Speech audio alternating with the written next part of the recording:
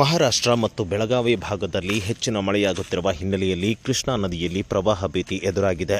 ಈಗಾಗಲೇ ನಾರಾಯಣಪುರ ಜಲಾಶಯದಿಂದ ಸತತವಾಗಿ 1,50,000 ಕ್ಯೂಸೆಕ್ ನೀರನ್ನು ಬಿಡುಗಡೆ ಮಾಡಲಾಗುತ್ತಿದೆ. ಈ ಹಿನ್ನೆಲೆಯಲ್ಲಿ ಮೈದುಂಬಿ ಹರಿಯುತ್ತಿರುವ ಕೃಷ್ಣಾ ನದಿಯಲ್ಲಿ ಪ್ರವಾಹ ಭೀತಿ ಎದುರಾಗಿದೆ. ಇನ್ನು ರಾಯಚೂರು ಜಿಲ್ಲೆಯ ಲಿಂಗಸಗೂರು, ದೇವದುರ್ಗ, ರಾಯಚೂರು ತಾಲೂಕುಗಳಲ್ಲೂ ಕೂಡ ಈ ಒಂದು ಕೃಷ್ಣಾ ನದಿ ಹರಿಯುವುದರ ಹಿನ್ನೆಲೆಯಲ್ಲಿ ಪ್ರವಾಹ ಭೀತಿ ಎದುರಾಗಲಿದೆ.